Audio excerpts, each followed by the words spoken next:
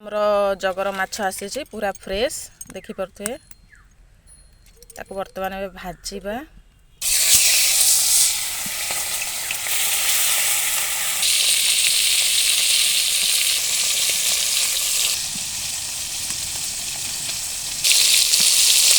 माछ भाजीबा भितर आम मसला भी सजाड़ी दौचे एबे बाटी दवा ताको मसला बाटाटा सरीगला आ भितर माछ भी हो गलानी सब भाजी हो गलानी भलसे।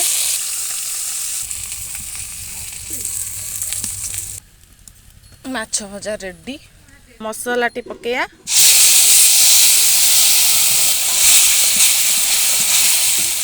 लूण पकेया हलदी रंग पाई टिके